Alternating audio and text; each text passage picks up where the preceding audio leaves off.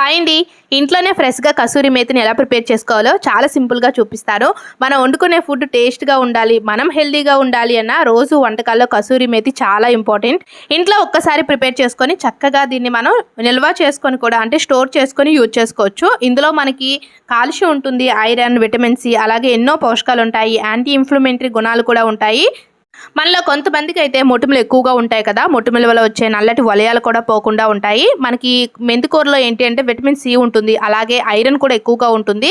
So మన యొక్క స్కిన్కి ఇన్ఫెక్షన్స్ లాంటివి రాకుండా, అలాగే స్కిన్ ఎప్పుడు హెల్దీగా మొటిమల వల్ల వచ్చే నల్లటి వలయాలు ఏవి కూడా రాకుండా ఉండడానికి చాలా బాగా హెల్ప్ అవుతుంది. స్కిన్కే కాకుండా హెయిర్కి కూడా చాలా మంచిది. ఇందులో కార్బోహైడ్రేట్స్ కూడా చాలా ఎక్కువగా ఉంటాయి. మన హెయిర్ కుదుళ్ళు అనేవి బలపడడానికి అంటే దృఢంగా ఉండడానికి కూడా యూజ్ అవుతాయి. ఇలా మెంతికూర కట్టల్ని ఒక దగ్గరగా మనం ఒక 30 రూపీస్ 40 రూపీస్ అలా తెచ్చుకున్నాం అనుకోండి, మనకి ఎక్కువ అవుతుంది కాబట్టి మనం చక్కగా సంవత్సరం పొడవైనా హ్యాపీగా స్టోర్ చేసుకొని యూజ్ చేసుకోవచ్చు.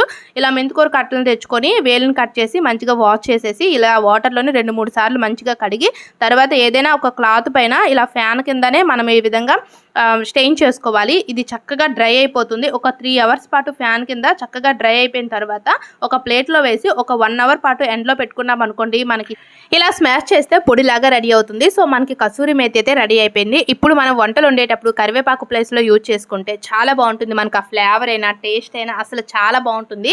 ఇలా ఇంట్లోనే చక్కగా ఫ్రెష్గా మనం కసూరి మేతిని ప్రిపేర్ చేసుకోవచ్చు. అలాగే ఇందులో కాల్షియం ఎక్కువగా ఉంటుంది. సో బోన్స్ స్ట్రాంగ్గా ఉండడానికి కూడా చాలా బాగా హెల్ప్ అవుతుంది. మరి ఈ వీడియో యూస్ఫుల్గా అనిపిస్తే లైక్ చేసి మన ఛానల్ని సబ్స్క్రైబ్ చేసుకోండి. Thank you.